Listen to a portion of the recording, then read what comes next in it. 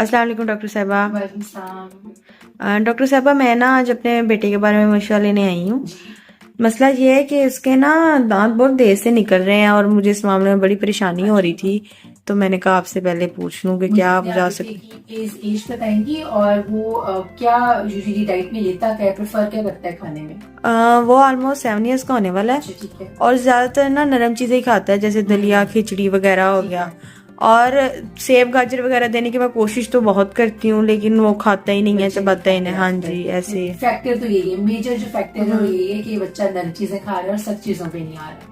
जो सख्त चीजें होती हैं वो हमारे जो गम्स होते हैं और जो जॉ होती है उसको मजबूत करती हैं और प्रेशर डालती है गम्स के ऊपर।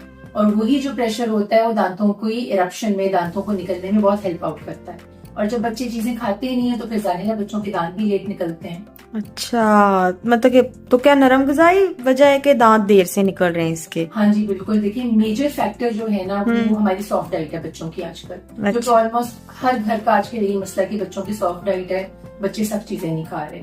अब आप देखिए जो सख्त चीजें हैं, जैसे इसमें आपका एप्पल हो गया, गाजरें हो गई, ठीक है, कॉर्न होगी जो छिली होती है, आजकल नाशपाती आई है, पियर हो गए।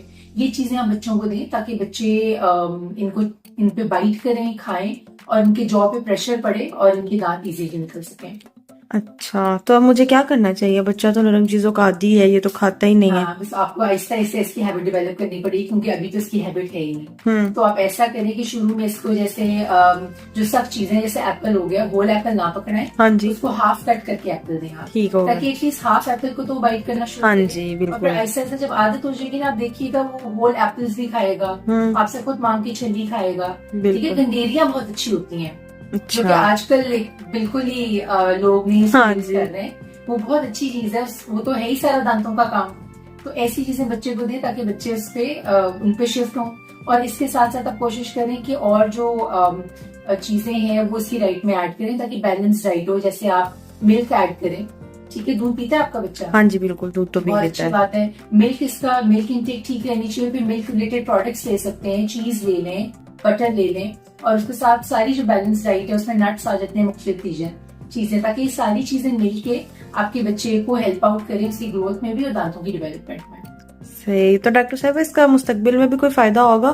मतलब कि अगर अब मैं ऐसे सख्त सख्त चीजें देना स्टार्ट करूंगी हाँ तो? जी बिल्कुल, देखें फायदा होगा। देखें जब तक बच्चे नरम चीजें लेते हैं तब तक बहुत नुकसान। उसमें नुकसानों में क्या क्या है कि बच्चों के जो दांत हैं वो टाइम पे नहीं आते हैं, ठीक है, और सिंस वो टाइम पे नहीं आ रहे होते तो वो गलत पोजीशन पे आते हैं, डिलेड आते हैं।